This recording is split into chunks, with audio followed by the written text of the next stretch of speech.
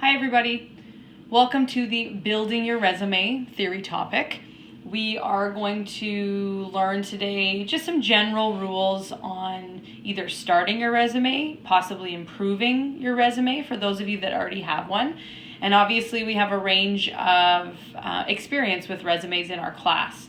So hopefully you can learn something from this even if you have a resume already.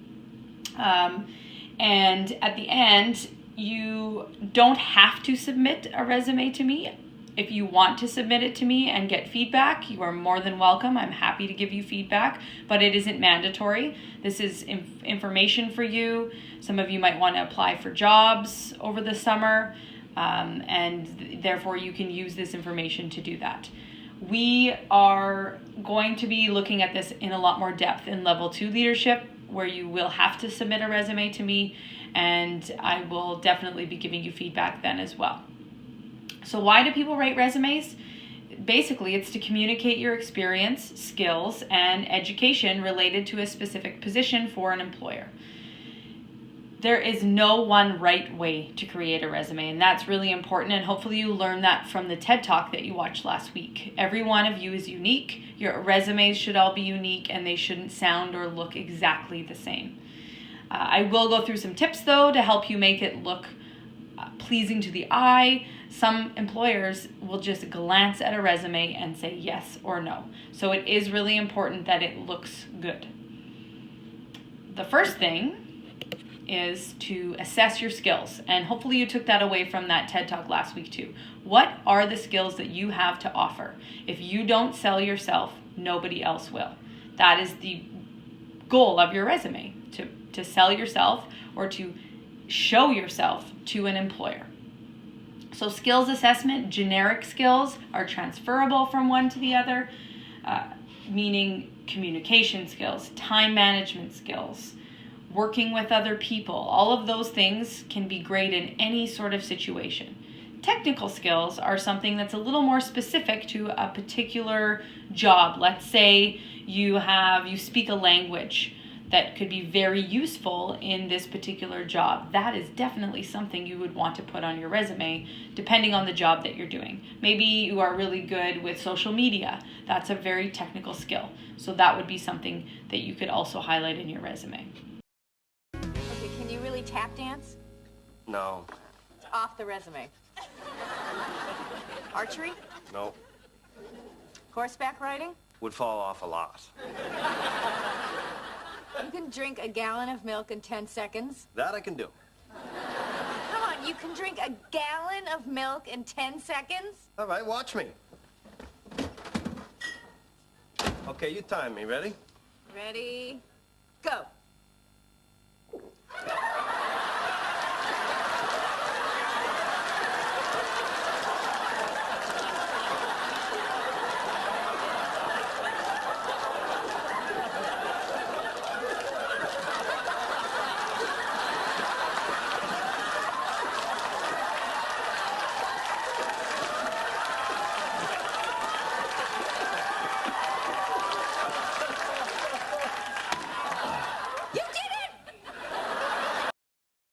So as you just saw in the Friends clip, Joey, for those of you that don't know, I know some of you have gone back in time and watched the Friends episodes, but if you haven't, that was Joey drinking the milk and Phoebe, and the point of that was to show you that whatever's on your resume has to be true. You can't just put things on there that make you look good, such as chugging a 10-gallon or 4-liter of milk in 10 seconds. Even if it kind of seems like you can do it. So that was just something funny to kind of get you thinking about what should and should not be on your resume. Here are some things that should be on your resume. I'm just going to quickly read through them and expand a little bit. So name, address, postal code, phone number, email. If you put an email on there, which you should, it should be something that you check. I know your generation doesn't always have an email that they check a lot, but this is a really important thing to do when you start applying for jobs because it's usually the main way of communication for employers. Your personal profile Career objective, that's for a little later on in your life, but these are optional, and sometimes they can sound really generic and a little bit boring. So only put it on there if you can add some things that you can't really put in the other topics or headings in your resume. Your education, I wouldn't put anything further back than your junior high experience at this point. So some of you might want to put your junior high on there, but you don't have to. You could put your current education, Fort Richmond Collegiate, expected date of graduation, etc., etc. Any awards that you may have received, being on the honor roll is a really good thing to put on there if that was something that you were on in junior high, and any other awards that you've got. Again, not going back to when you were 5 years old. Keep it fairly current. Professional development. This also means for you taking or putting down things that you've learned that could contribute to the job. So sometimes some of the things we've talked about in leadership could be good professional development for you. Communication topics. You could even list some of the topics that we did in leadership on your resume. Skills and abilities. Other things like work experience and volunteer experience are usually absolutely a given. And if you don't have work experience yet, that's okay. You don't need to put it on there. Volunteer experience, though, you all have. I know this because I've seen your logs. So volunteer experience is a great way to start your resume after you have put your education on. That shows that you're willing to do work and not get paid for it. And that's a really great quality. Okay? If you're in extracurricular activities like music, sports, dance, any of those kinds of things, it's also good to show that you're interested in other things. And then mention of references, and I'll talk about references more at the end. Things that shouldn't be on your resume, actually legally, there are things that shouldn't be on a resume because there's reasons why an employer basically can't hire you because of these reasons or not hire you because of these reasons. So you can read through them, but things like your religion, age, your health, putting a photograph of yourself up there. Sometimes later on you may have to do more of like a video or a photograph type application, and that might be for a very specific job. So generally, don't put a photograph of yourself, okay? Keep it pretty simple.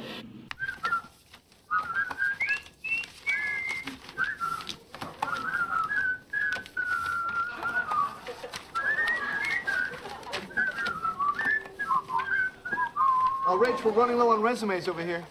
Do you really want a job with Popular Mechanics? Well, if you're gonna work for mechanics, those are the ones to work for.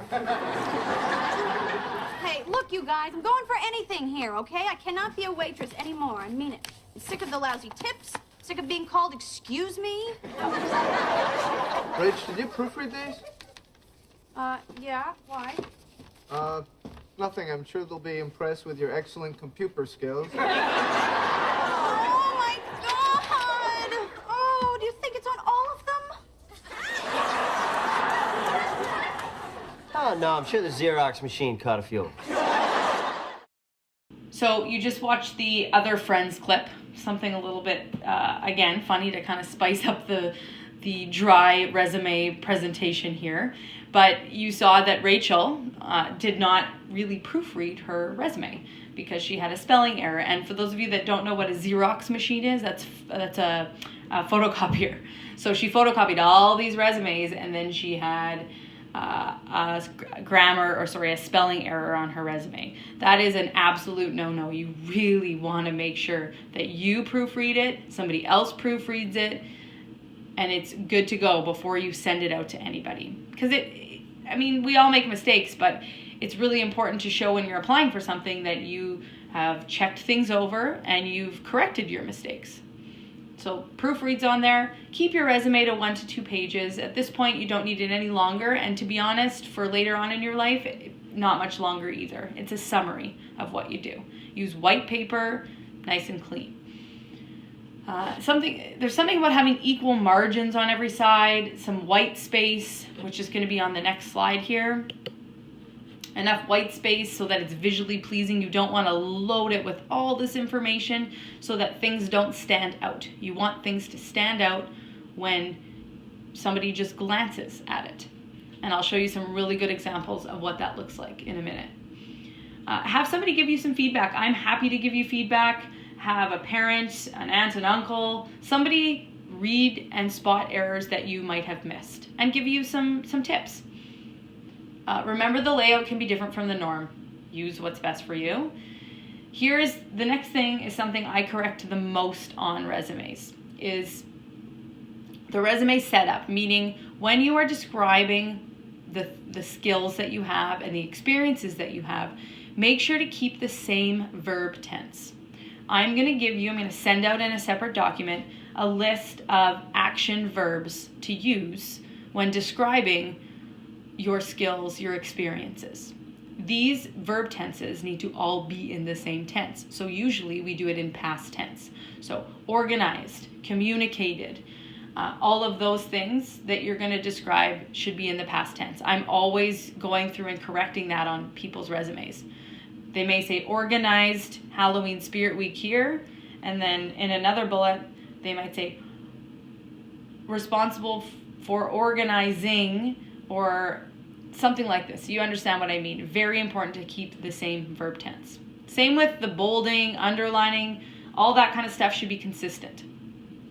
Okay, keeping the font between 10 and 12. Don't also use try not to use the pronoun I. You are speaking in the third person. And in fact, you're using point form, which is what is on the next slide here. So use point form, keep sentences short, and don't use I. I did this, I did that, etc. Use action verbs to start a sentence. And make sure you change your resume to the position you're applying for. Maybe if you have work experience and volunteer experience, your work experience is maybe you've worked at a fast food restaurant, which is great. Your volunteer experience, maybe you volunteered at a daycare, and maybe you're applying to be a camp counselor with kids in the summer. I would change it so that my volunteer experience actually goes ahead of my work experience. So that's one of the first things the employer sees. Oh, wow, they volunteered with kids before. That's a really great experience to have if you want to be a camp counselor. Okay, and then they'll read that you have some work experience too, but change it depending on the position you're applying for. There generally are two classic types of resumes, and times are obviously changing, and there's lots of different ways that people build resumes, and we'll look at some of that next year. But classically, we have a chronological resume. And this is the most common and what I would recommend for most of you, where the information is presented in reverse chronological order, meaning the most recent to past experiences as you go along. So I'll show you an example of that in just a second. This is a really good way, though, to highlight the experiences that you've had, and also can be quite organized well and clean looking. A functional resume can also be very effective. It works particularly well for people who do not have related work experience. They have maybe a little bit of gaps in their work history for a little bit later on, but they do have a variety of experience in other areas. So it's basically focused on related skills and less on specific work experience. So I'll show you an example of that, but I would also, again, I recommend you focus on chronological. Here is an example of a chronological resume. As you can see by the dates, it's a little outdated, but this is something I got a long time ago, and if I'm being honest with you, my resume looks very similar to this from when I was in my early 20s all the way through to my current situation, and I've just updated my resume, which is something we should always need to be doing, is sort of adding and updating as we go along in our life.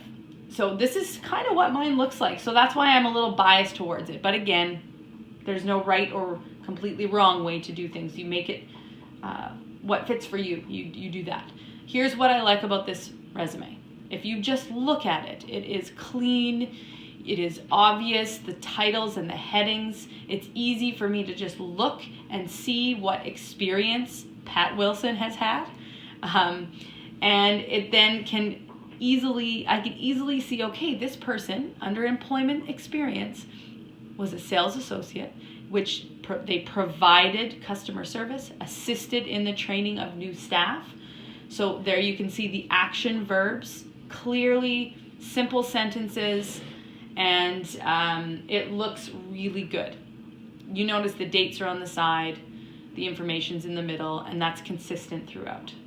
So again, you can copy this type of format, you can look up other ones, but the chronological part of it is the important part, so that you are going reverse chronological order. Your most recent employment or volunteer experience to your least recent. I'm going to go to the second page of Pat Wilson's resume. Volunteer experience is on the second page, but like I said, that can be right under your education. They have other things on the resume like memberships, acquired skills. Those are optional things, optional headings that you can put in there. But again, you change it according to who you are applying for. Okay. At the bottom, you'll notice it says references available upon request. So you can do that, or you can also list some resumes and their contact information at the bottom of your 2-page resume, which I'll talk about at the end. Just quickly, this is Cassandra Jones's functional resume, and as you can see, they have education, which is still important to put up at the beginning, and under education, I don't know if I mentioned this before, you can put your expected date of graduation from Fort Richmond Collegiate, for example. If you go to post-secondary, that's something you can also put on there. University of Manitoba, expected date of graduation from a certain degree is da-da-da-da-da. Related skills. You can see how this person has listed a bunch of skills they have in different categories that would probably be really good for whatever job they're applying for. And then on the second page of their resume, they've listed some more things like work experience, volunteer experiences, etc. Okay? So again, fairly similar, but just a little bit different than the chronological resume. Last thing is references. References are very important. That is how you might get a job, is having a really good reference. We didn't get to our networking class, but I will tell you this. If you have a really good reference and somebody that you know you have a good relationship with and that will speak to your strengths very well, that could be the difference of you getting the job or not. So that's why first impressions are important. Work ethic is important. Having a good reference is very important. That is how I believe I got my first teaching job, was the connection I had with my reference and the person that was hiring me. It was a huge help to me. You need to ask permission to use someone as a reference and make sure you know that they would speak positively about you. They should be able to talk about your characteristics, your transferable skills, work ethic, punctuality, self and time management, working well with others. Those are good people. People that could be good references would be current or former employers, if obviously you did a good job for them, teachers, coaches, people that have overseen you in a volunteer position. Don't use people that are family members or friends of the family, okay? Because the interest there is conflicting. You want to use people that are not in your family or family friends. Make sure to always tell somebody if they're your reference. So let's say you ask me this year, Michelle, can I be your reference? Sure. Okay, great. I'll be applying for jobs this summer, and I would expect that I might get a phone call or an email about you. But let's say we don't talk for a year, and next summer I get a call saying, hey, can you give me some information on so-and-so? And I'm going, oh, geez, okay. I haven't seen this person for a year. They didn't tell me that they were applying for a job. They didn't give me a heads up. That's not good for your references. They need heads up whenever you are applying for something. And I'm happy to be a reference in a year or two, but you need to give me the update that, hey, I still have you on my resume. Is that okay? And most likely, hopefully, that person will say sure. Okay, but that's very important to always keep your references in the know about what you are applying for. And you can list them at the bottom of your resume with their information, relationship to you, contact information, phone number, email. And that's totally fine. If you aren't sure if you should put references on your resume at the bottom, ask whoever you're applying to. And I always figure that if you have a couple references at the bottom of your resume, it's not a bad thing. Okay, then it actually makes it quicker for the employer to just call them or email them if they are interested in your resume and hiring you. Okay? So that is a very quick information on resumes. Hopefully it's helpful. I am going to send you some other documents with action verbs and some different headings that you can also use on your resume. Hopefully this helps for those of you that want to get a resume going for maybe this summer or next year. I'm happy to answer any questions. Feel free to send me your resumes, but a reminder, it's not mandatory. Next week, we'll be doing job interviews.